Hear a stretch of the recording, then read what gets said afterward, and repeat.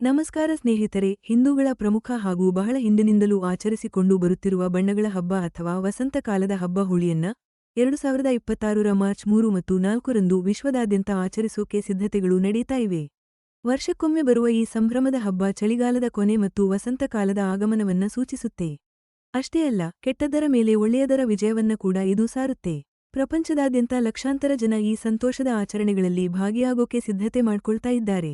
ಈ ಹಬ್ಬ ಕ್ಷಮೆ, ಹೊಸತನ ಮತ್ತು ಸಮುದಾಯದ ಬಾಂಧವ್ಯವನ್ನ ಗಟ್ಟಿಗೊಳಿಸುತ್ತೆ. ಹಬ್ಬದ ಆಚರಣೆಗಳು ಮಾರ್ಚ್ 3ರ ಸಂಜೆ ಹೋಳಿಕಾ ದಹನದಿಂದ ಶುರುವಾಗುತ್ತೆ. ಇದು ಒಂದು ಪ್ರಮುಖ ಆಚರಣೆ. ಇಲ್ಲಿ ಸಂಪ್ರದಾಯದ ಪ್ರಕಾರ ಕೆಟ್ಟ ರಾಕ್ಷಸಿ ಹೋಳಿಕಾಳನ್ನ ಸುಡೋದನ್ನ ಸೂಚಿಸೋಕೆ ದೊಡ್ಡ ಅಗ್ನಿಕುಂಡಗಳನ್ನ ಹಚ್ಚಿ ಪೂಜೆ ಮಾಡ್ತಾರೆ. ಮರುದಿನ ಅಂದ್ರೆ ಮಾರ್ಚ್ 4ರಂದು ರಂಗ್ವಾಲಿ ಹೋಳಿ ಅಥವಾ ದುಲಂಧಿ ಯನ್ನ ಆಚರಿಸ್ತಾರೆ. ಈ ದಿನ ಜನ ಬಣ್ಣದ ಪುಡಿಗಳಾದ ಗುಲಾಲ್ ಮತ್ತು ಬಣ್ಣದ ನೀರನ್ನ ಒಬ್ಬರನ್ನೊಬ್ಬರು ಚೆಲ್ಲಿ ದೂಡಿ ಸಂಭ್ರಮಿಸುತ್ತಾರೆ.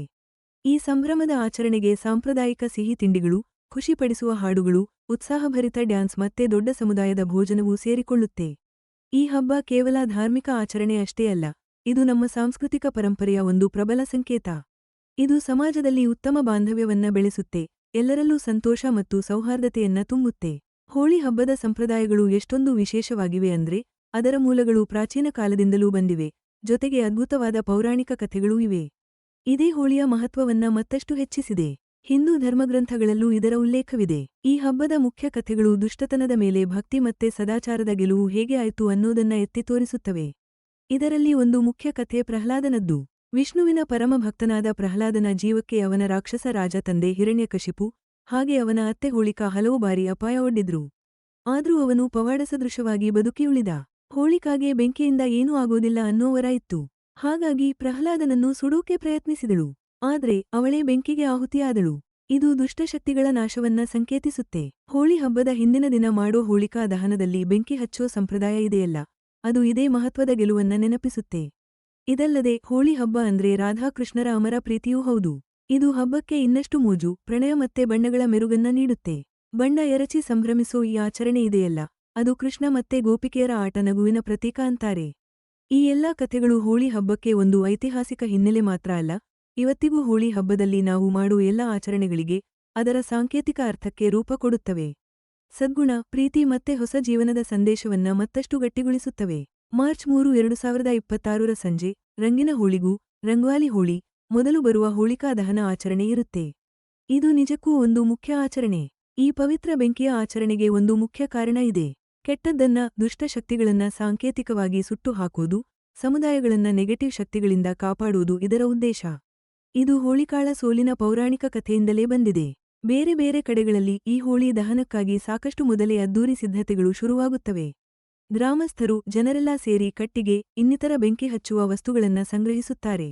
ಕತ್ತಲಾಗ್ತಿದ್ದಂತೆ ಈ ಕಟ್ಟಿಗೆ ರಾಶಿಗಳಿಗೆ ಬೆಂಕಿ ಹಚ್ಚುತ್ತಾರೆ.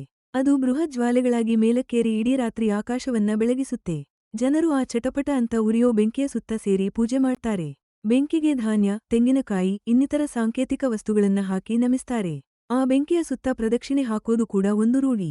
ಹೀಗೆ ಮಾಡಿದ್ರೆ ಮನುಷ್ಯರಲ್ಲಿರೋ ಕಲ್ಮಶಗಳೆಲ್ಲ ದೂರ ಆಗಿ ಒಳ್ಳೆ ಅದೃಷ್ಟ ಬರುತ್ತೆ ಅಂತ ಜನ ನಂಬ್ತಾರೆ. ಈ ಹೋಳಿಕಾ ಬೆಂಕಿಯ ಸುತ್ತ ಎಲ್ಲರೂ ಒಟ್ಟಾಗಿ ಸೇರೋದು ಕುಟುಂಬಗಳ ಮಧ್ಯೆ, ನೆರೆಹೊರೆಯವರ ಮಧ್ಯೆ ಬಾಂಧವ್ಯವನ್ನ ಗಟ್ಟಿಗೊಳಿಸುತ್ತೆ. ಎಲ್ಲರೂ ಒಂದು ಭಕ್ತಿಭಾವದಿಂದ ಮುಂದೇನು ಅನ್ನೋ ನಿರೀಕ್ಷೆಯಿಂದ ಒಂದಾಗ್ತಾರೆ. ಇದು ಎಲ್ಲರಿಗೂ ಒಟ್ಟಾಗಿ ಮನಸ್ಸನ್ನ ಶುದ್ಧಗೊಳಿಸಿ ಒಂದು ಹೊಸ ಭರವಸೆ ಮೂಡಿಸೋ ವಾತಾವರಣವನ್ನ ಸೃಷ್ಟಿಸುತ್ತೆ. ಸ್ವಲ್ಪ ಗಂಭೀರವಾದ ಆದರೆ ಮುಂದಿನ ದಿನದ ಸಂಭ್ರಮಕ್ಕೆ, ಬಣ್ಣದ ಲೋಕಕ್ಕೆ ಸಿದ್ಧತೆ ಮಾಡಿಕೊಳ್ಳುವ ವಾತಾವರಣವನ್ನ ಇದು ಹುಟ್ಟುಹಾಕುತ್ತೆ. ಆ ಮರುದಿನದ ಮುಖ್ಯ ಹಬ್ಬ ಅಂದ್ರೆ ಎಲ್ಲರೂ ಸೇರಿ ಖುಷಿಪಡು, ಬಣ್ಣ ಆಡೋ ರಂಗಿನ ಹೋಳಿಗೆ ಇದೊಂದು ಅಡಿಪಾಯ ಇದ್ದ ಹಾಗೆ. 2026ರ ಮಾರ್ಚ್ 4ರಂದು ರಂಗವಾಲಿ ಹೋಳಿ ಹಬ್ಬ. ಇದನ್ನ ಎಲ್ಲರೂ ಧೂಳಂಡಿ ಅಂತಾನೇ ಕರೀತಾರೆ. ಹಬ್ಬದ ಸಂಭ್ರಮಕ್ಕೆ ಇದು ಒಂದು ರೀತಿ ಕ್ಲೈಮ್ಯಾಕ್ಸ್ ಇದ್ದ ಹಾಗೆ. ಈ ದಿನಕ್ಕೆ ಯಾವುದೇ ನಿಯಮಗಳಿಲ್ಲ, ಬರೀ ಖುಷಿ, ಜೊತೆಗೆ ಆಟದ ಗದ್ದಲ ಇರುತ್ತೆ. ಎಲ್ಲಾ ವಯಸ್ಸಿನೋರು ಬಣ್ಣಗಳ ಲೋಕದಲ್ಲಿ ಮುಳುಗಿ ಹೋಗಿ ಸಂಭ್ರಮಿಸುತ್ತಾರೆ. ಮುಖ್ಯವಾಗಿ ಇಲ್ಲಿ ಆಗೋದು ಎಲ್ಲರೂ ಒಬ್ಬರಿಗೊಬ್ಬರು ಗುಲಾಲ್ ಹಚ್ಚೋದು. ಅಂದ್ರೆ ಬಣ್ಣ ಬಣ್ಣದ ಒಣ ಪುಡಿಗಳನ್ನ ಒಬ್ಬರ ಮುಖಕ್ಕೆ, ಬಟ್ಟೆಗಳಿಗೆ ಉತ್ಸಾಹದಿಂದ ಹಚ್ಚಿ ಸಂಭ್ರಮಿಸುತ್ತಾರೆ. ಇದೇ ಖುಷಿಯನ್ನ ಇನ್ನಷ್ಟು ಹೆಚ್ಚಿಸೋದಕ್ಕೆ ಬಣ್ಣದ ನೀರನ್ನ ಒಬ್ಬರ ಮೇಲೆ ಒಬ್ಬರು ಸುರಿತಾರೆ. ಹೆಚ್ಚಾಗಿ ಪಿಚ್ಕಾರಿಗಳು ಅಥವಾ ವಾಟರ್ಗನ್ ಬಳಸಿ ಸ್ನೇಹಿತರು, ಕುಟುಂಬದವರ ಮೇಲೆ ಬಣ್ಣದ ನೀರು ಎರಚಿ ಮಜಾ ಮಾಡ್ತಾರೆ. ಇದು ನಿಜಕ್ಕೂ ಒಂದು ಅದ್ಭುತ ಅನುಭವ ಕೊಡುತ್ತೆ. ಆ ವಾತಾವರಣದಲ್ಲಿ ಯಾವಾಗಲೂ ನಗು, ಸಂಗೀತ, ಎಲ್ಲರೂ ಇಷ್ಟಬಂದಂತೆ ಕುಣಿಯೋದು ಇರುತ್ತೆ. ಸಾರ್ವಜನಿಕ ಬಣ್ಣ ಬಣ್ಣದ ಲೋಕವಾಗಿ ಮಾರ್ಪಟ್ಟು ಕಣ್ಮನ ಸೆಳೆಯುತ್ತವೆ. ಸಾಂಪ್ರದಾಯಿಕ ಸಿಹಿ ತಿಂಡಿಗಳನ್ನ ಈ ದಿನ ಹೆಚ್ಚಾಗಿ ಮಾಡ್ತಾರೆ, ಅದ್ರಲ್ಲಿ ಮುಖ್ಯವಾಗಿ ಗೂಜಿಯಾ ಇರುತ್ತೆ. ಇದು ಖೋವಾ ಮತ್ತೆ ಡ್ರೈ ಫ್ರೂಟ್ಸ್ ಹಾಕಿ ಮಾಡೋ ಒಂದು ರೀತಿಯ ಕರಿದ ತಿಂಡಿ. ಇದನ್ನ ಮನೆಗಳಲ್ಲಿ ತಯಾರು ಮಾಡಿ ಎಲ್ಲರಿಗೂ ಹಂಚಿ ತಿನ್ನಲಾಗುತ್ತೆ. ಹೊಸ ಆರಂಭಗಳು ಮತ್ತು ಸಂಬಂಧಗಳಲ್ಲಿನ ಹೊಸತನದ ಸಿಹಿಯನ್ನ ಇದು ಪ್ರತಿನಿಧಿಸುತ್ತೆ. ಇನ್ನು ಕೆಲವು ಪ್ರದೇಶಗಳಲ್ಲಿ ಭಾಂಗ್ ಸೇವನೆ ಕೂಡ ಹಬ್ಬದ ಒಂದು ಸಂಪ್ರದಾಯ. ಇದು ಗಾಂಜಾದಿಂದ ತಯಾರಿಸೋ ತಿನ್ನೋ ಪದಾರ್ಥ. ಅದನ್ನ ಸಾಂಸ್ಕೃತಿಕವಾಗಿ, ಜವಾಬ್ದಾರಿಯುತವಾಗಿ ಸೇವಿಸ್ತಾರೆ. ಈ ದಿನ ಸಾಮಾನ್ಯ ಸಾಮಾಜಿಕ ಅಡೆತಡೆಗಳೆಲ್ಲ ಮರೆಯಾಗುತ್ತವೆ. ಎಲ್ಲ ಹಿನ್ನೆಲೆಯ ಜನರು ಒಟ್ಟಾಗಿ ಸಮಾನತೆ ಮತ್ತು ಖುಷಿಯ ಮನೋಭಾವದಿಂದ ಸೇರಿ ಸಮುದಾಯದ ಬಾಂಧವ್ಯವನ್ನ ಇನ್ನಷ್ಟು ಗಟ್ಟಿಗೊಳಿಸುತ್ತಾರೆ.